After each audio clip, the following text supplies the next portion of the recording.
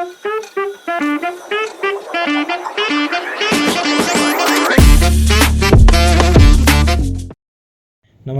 and welcome to New Vaidya. This is Mohit Kumar Gautam and today we will be dealing with the second part of Sneha Adhyay. ये वाला video आने में काफ़ी time लग गया but from now I will try to upload at least 2 videos per week, ठीक है। तो before moving further towards the second part, let me brief you what we studied in our first part, ठीक है। तो first part में हमने ये पढ़ा था कि कैसे अग्निवेश के माइंड में 25 क्वेश्चंस अराइज होते हैं, किन चीज़ को लेके, स्नेह पदार्थों को लेके। तो वो इन क्वेश्चंस के जवाब लेने के लिए कहाँ जाते हैं, महर्षि आत्रेय के पास। तो आत्रेय से वो 25 सवालों का जवाब पूछते हैं। तो इन्हीं सवाल और जवाबों से मिलके ये पूरा का पूरा स्नेहाध्याय बना है।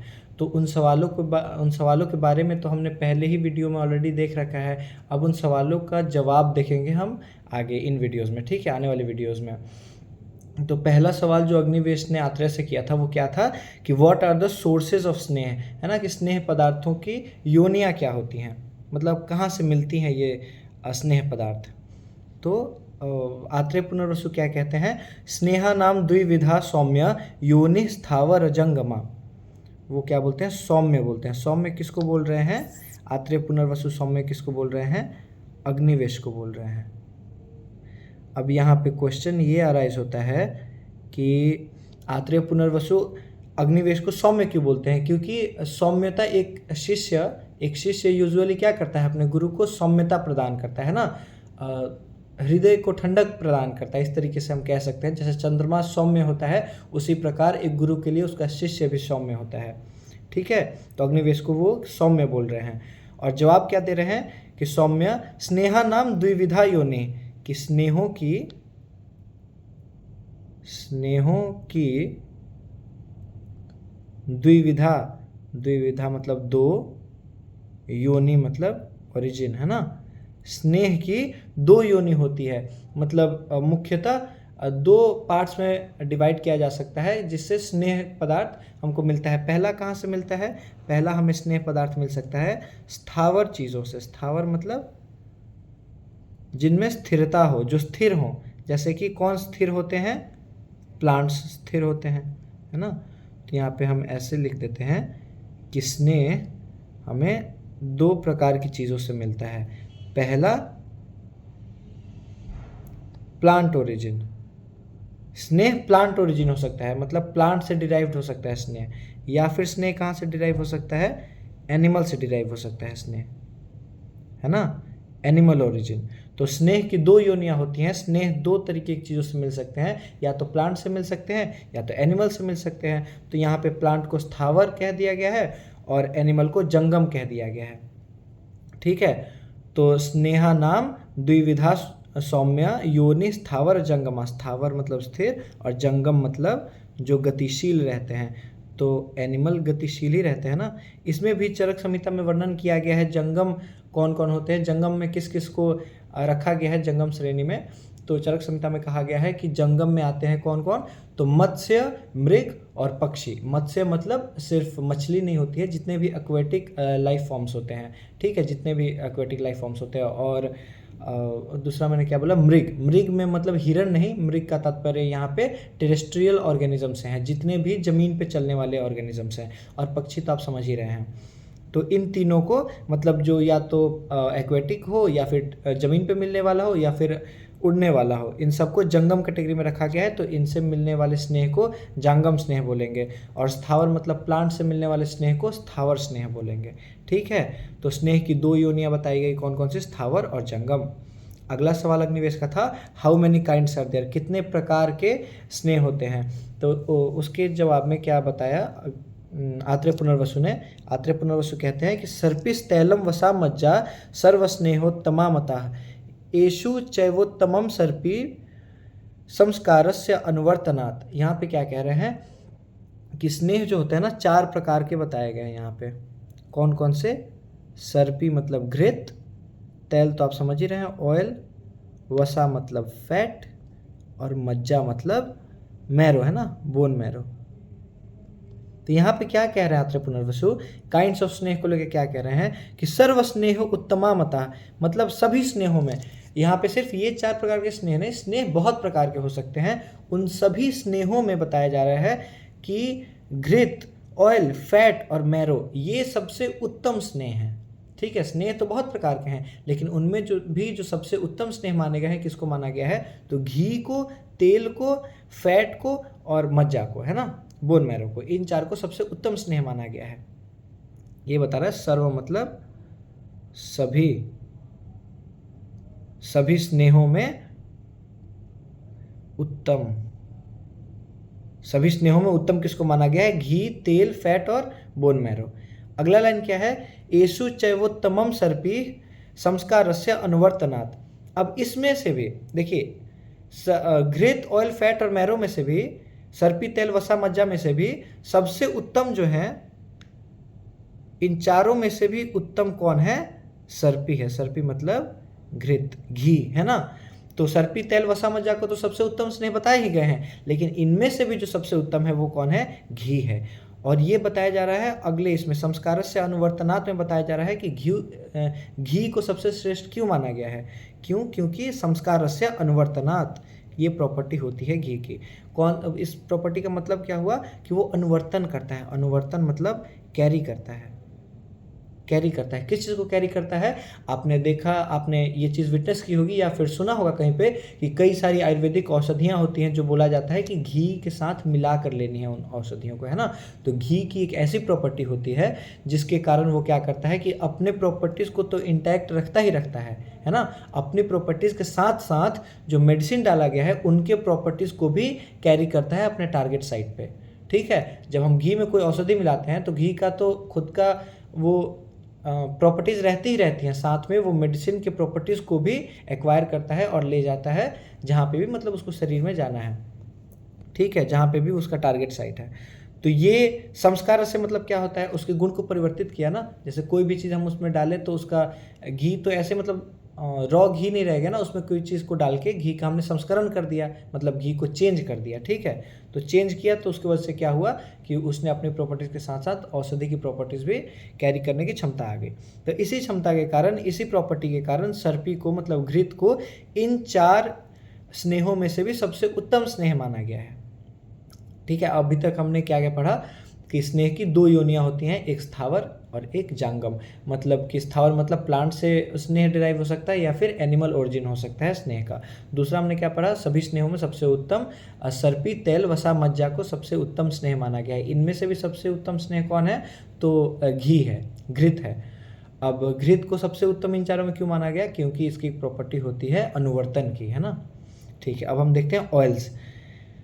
ऑयल्स में एक चीज़ बताया गया है कि सर्वेषां तैलजातानां तिलतैलं विशिष्यते बलार्थे स्नेहने चाग्र्यम एरंडम तु विरेचने। इसमें बताया जा रहा है कि सर्वेषां तैलजातानां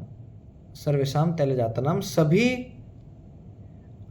तेलों में, सभी ऑयल्स में, है ना, जितने भी तेल होते हैं सभी तेलों में, यार अच्छा नहीं लग रहा है यहाँ पे, है ना, सभी ऑयल्स में, कि पता नहीं तेलों कोई ऐसा वर्ड होता भी है कि नहीं, सभी ऑयल्स में तिल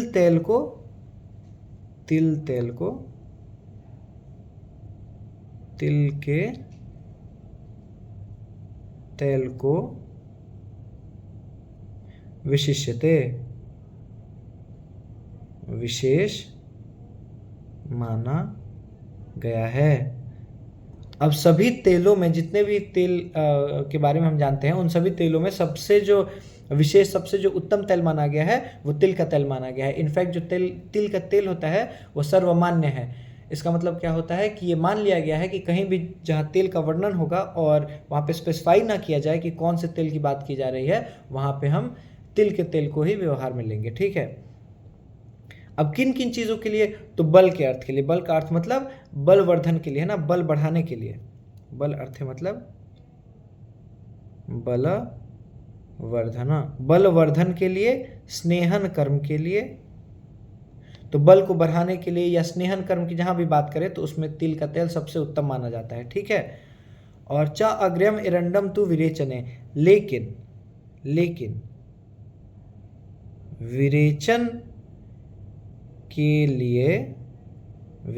के लिए एरंड तेल, एरंड मतलब कैस्टर ऑयल है ना, कैस्टर ऑयल आप देखते होंगे परगेटिव की तरह काम करता है।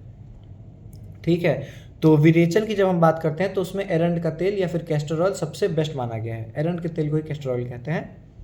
तो जहाँ तेल की बात की जाए वहाँ पे खास करके बल को बढ़ाने के लिए, स्नेहन कर्म के लिए सबसे बेस्ट किसको माना गया है? तिल तेल को माना गया है। लेकिन विरेचन के पर्पज से कैस्टर ऑयल को बेस्ट माना गया है। आगे हम देखते हैं अगला सवाल क्या है, what are the qualities of each sneha. अब जो चारों स्नेहों की हमने बात की, घृत हो या तेल हो या वसा हो या मज्जा हो, इन चारों के कुछ प्रॉपर्टीज़ के बारे में हम बात करेंगे। ठीक है, तो पहले हम घृत के प्रॉपर्टीज़ की बात करें तो घृत का प्रॉपर्टी क्या है, घृतम पित्तानिल हरम रस शुक्र ओजसाम हितम निर्वापणम मृदुकरम स्वर वर्ण प्रसादनम। यहाँ पे क्या कह रहा है कि घृत जो है ना पित्त और अनिल का हरण करता है। अनिल मतलब वात, तो पित्त और वात, पित्त और वात का हरम, हरम मतलब शमन करता है, घटा देता है ना। तो घृत क्या करता है, वात और पित्त को कम करता है, लेकिन रस शुक्र और ओजस के लिए हितकर होता है। तो घी क्या करता है, वात और पित्त को घटाता है, लेकिन रस धातु, शुक्र धातु और ओजस के लिए हितकर होता है, इन चीज़ों को बढ़ा देता है। अगला यहाँ पे देखिए, ये तो आप समझ ही रहे होंगे वैसे भी। अब ये देखिए ये वर्ड क्या है, ये निर्वापणम मतलब ना दाह शामक आप कह सकते हैं। कूलिंग प्रॉपर्टी होती है ना, कूलिंग, कूलिंग करता है। जैसे घी होता है, जैसे कहीं पे जल गया, किसी को अगर जल गया है तो उस जले हुए पे अगर हम घी लगाते हैं ना, अगर कहीं जल गया है वहाँ पे अगर हम घी लगा रहे हैं या फिर कहीं भी जलन हो रही है, ठीक है, वहाँ पे घी लगाया जा सकता है क्योंकि उसकी कूलिंग प्रॉपर्टी होती है। एक मार्केट में आता है घी का शतधौत घृत। तो वो क्या होता है कि एक पात्र लेते हैं कोई भी, और उसमें क्या करते हैं कि घी डाल के उसको 100 बार धोते हैं, मथते हैं, है ना। उसकी वजह से क्या होता है कि उस घी की कूलिंग प्रॉपर्टी और बढ़ जाती है, उसमें वाटर का मतलब वो वाटर भी ऐड हो जाता है ना, जिसकी वजह से वो और उसकी कूलिंग प्रॉपर्टी बढ़ जाती है। तो खैर यहाँ पे क्या बताया जा रहा है कि घी वात और पित्त को कम करता है, रस शुक्र और ओजस के लिए हितकर है, और दाह शामक है, कहीं भी जलन हो रही है तो वहाँ पे इस्तेमाल किया जा सकता है घृत का। अगली प्रॉपर्टी क्या है, मृदुकर, मृदु करता है ना। मृदु मतलब सॉफ्ट कर देता है। कैसे सॉफ्ट कर देता है, जैसे आपकी एड़ी फटी हो या फिर कहीं भी ऐसा रफनेस सा फील हो रहा है आपको, तो वहाँ पे एक बार आप तेल लगाइए और एक बार घी लगाइए, आप देखिएगा कि घी ज़्यादा सॉफ्ट कर रहा है। वहाँ पे तेल के कंपैरिजन में घी ज़्यादा सॉफ्टनेस प्रदान करता है, इसलिए मृदुकर घी में बताया गया है कि घी की प्रॉपर्टी होती है मृदुकर भी। अगला क्या है, स्वर वर्ण प्रसादनम। प्रसादनम मतलब क्लियर कर देता है ना, प्रसादित कर देता है। तो स्वर मतलब आपकी जो वॉइस है या फिर वर्ण कॉम्प्लेक्शन है उसको क्लियर कर देता है। कई बार होता है ना कि गला फंसा फंसा सा लगता है, या फिर कॉम्प्लेक्शन जो भी हमारे शरीर का कॉम्प्लेक्शन है वो काफ़ी डल डल सा लगता है, तो वहाँ पे क्या होता है कि उसको प्रसादित कर देता है, उसको क्लियर कर देता है। ठीक है, तो ये तो घी की प्रॉपर्टीज़ हो गई। आगे हम पढ़ते हैं तेल की प्रॉपर्टीज़ पढ़ेंगे ना, तेल की। तो मारुतघ्नम न च श्लेष्म वर्धनम बलवर्धनम। ठीक है, इसका मतलब क्या हुआ कि मारुतघ्नम, मारुतघ्नम मतलब मारुत मतलब क्या होता है, वात। यहाँ पे फिर वही हो गया, वात हो गया, वात मतलब वातहर, है ना। वातहर वात को कम करता है, वात का शामक होता है। तेल लगाने से क्या होगा कि वात कम होता है तेल के एप्लीकेशन से।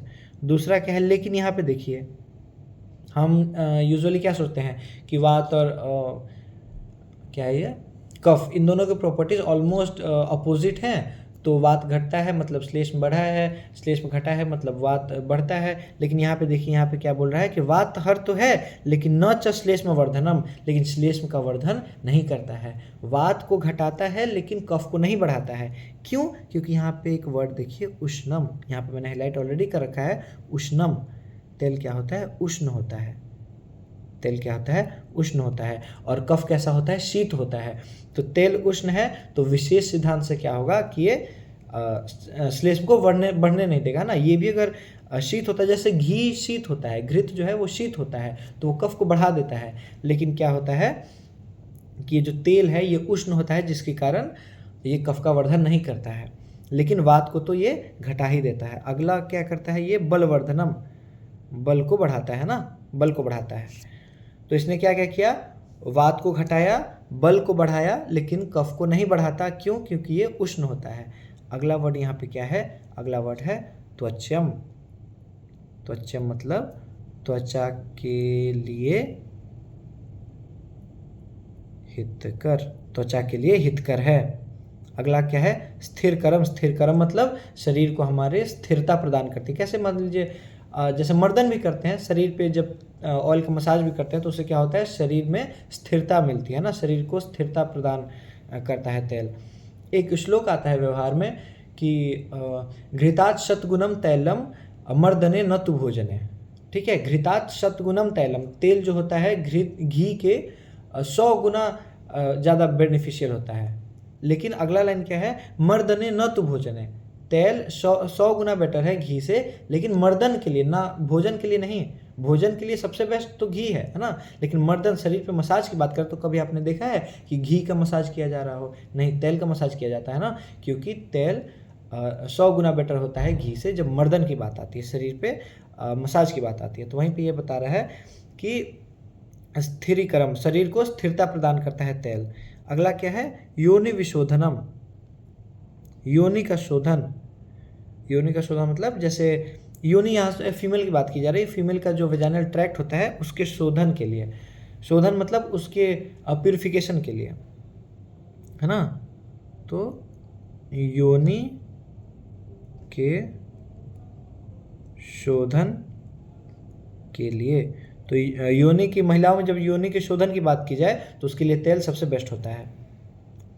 अगला देखिए, तो अभी मैं आपको एक बार बता दूं, घी वात पित्त को कम करता है, रस शुक्र ओजस को बढ़ाता है, दाह शामक होता है, जलन को कम करता है। इसका मतलब मृदुकरम मतलब सॉफ्टनेस प्रदान करता है, स्वर वॉइस और कॉम्प्लेक्शन को क्लियर करता है। ऑयल की बात करें तो ऑयल वात को घटाता है लेकिन श्लेष्म को नहीं बढ़ाता, ये ध्यान रखिएगा। और बल को बढ़ाता है, त्वचा के लिए हितकर होता है, उष्ण होता है ऑयल, शरीर को स्थिरता प्रदान करता है, और महिलाओं में योनि के शोधन के लिए तेल सबसे बेस्ट माना गया है। आगे आते हैं, मैं बार बार आपको रिवाइज करा रहा हूँ ताकि आपको ये लेक्चर खत्म होते हुए काफ़ी चीज़ें याद हो जाए ना, रिटेन हो जाए, ये ना कि बस समझ तो आ रहा है लेकिन कुछ याद नहीं हो रहा। आगे देखिए, आगे हम बात करेंगे वसा की। वसा मतलब फैट। तो यहाँ पे क्या क्या है? विध। विध मतलब विध हो जाना है ना, जैसे एरो लगता है तो पंक्चर हो जाता है ना, जैसे कि तीर लगा किसी को तो हमें पंक्चर हो जाएगा ना, पंक्चर हो जाएगा।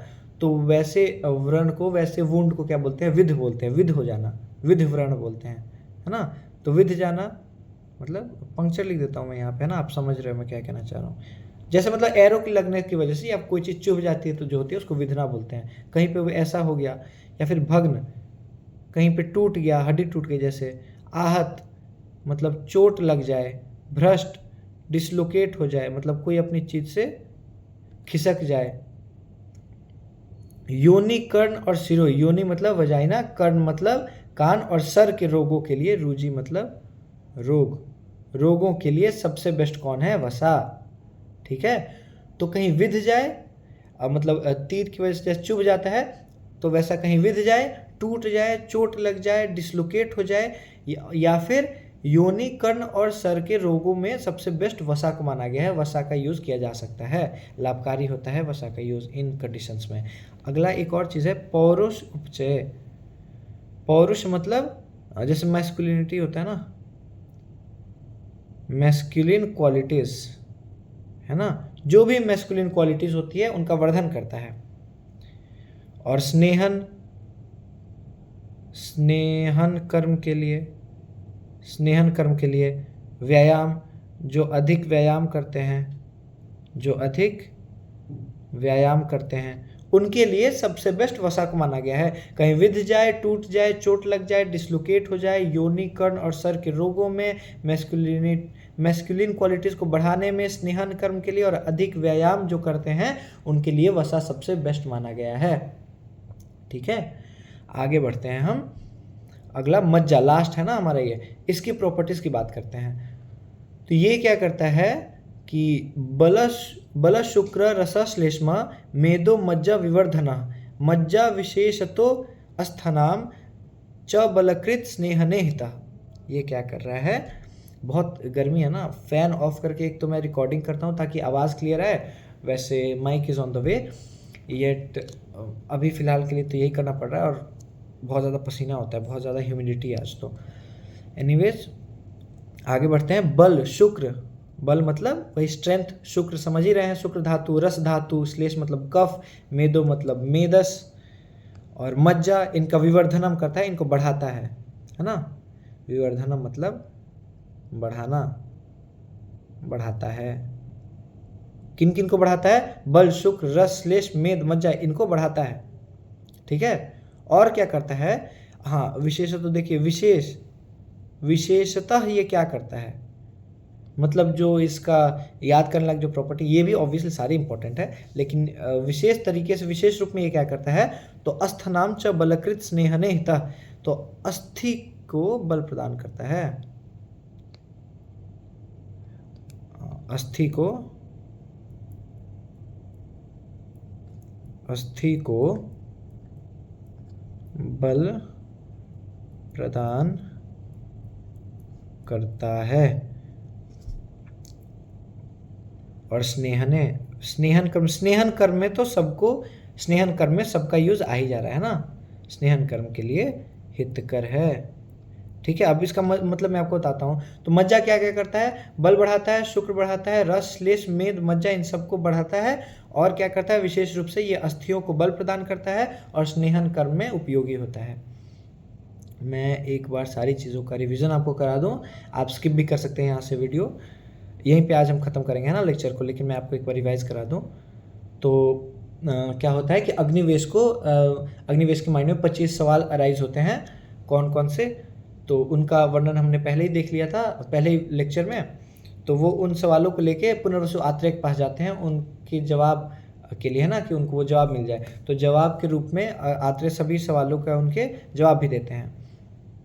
आज की वीडियो की बात करते हैं। देखिए, तो आत्रेय क्या बताते हैं कि अग्निवेश स्नेह के दो योनि होते हैं, दो जगह से स्नेह ओरिजिनेट करते हैं। पहला तो स्थावर ओरिजिन हो सकता है या फिर जांगम ओरिजिन हो सकता है।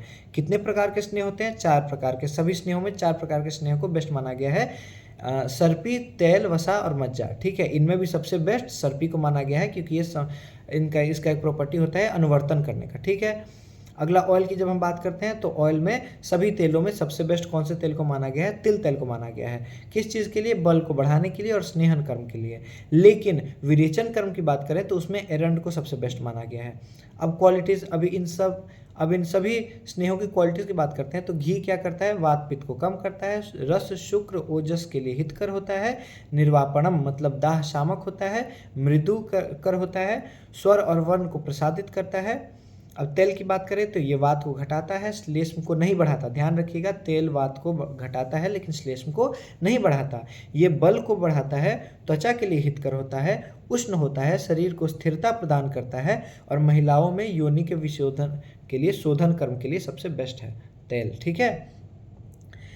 वसा की बात करें तो कहीं विध जाए, टूट जाए, चोट लग जाए, या फिर डिसलोकेट हो जाए, या फिर योनि कर्ण और सिर के रोगों के लिए वसा सबसे बेस्ट माना गया है। और मैस्कुलिन क्वालिटीज़ को बढ़ाने के लिए, स्नेहन कर्म के लिए, जो अधिक व्यायाम करते हैं उनके लिए भी वसा को बेस्ट माना गया है। अगला क्या है? मज्जा।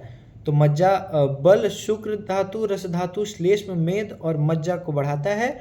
और विशेष रूप से मज्जा क्या करता है? अस्थि को बल प्रदान करता है और स्नेहन कर्म के लिए भी हितकर होता है। तो आज के लिए इतना ही, और तब तक के लिए signing off. Keep smiling, keep learning.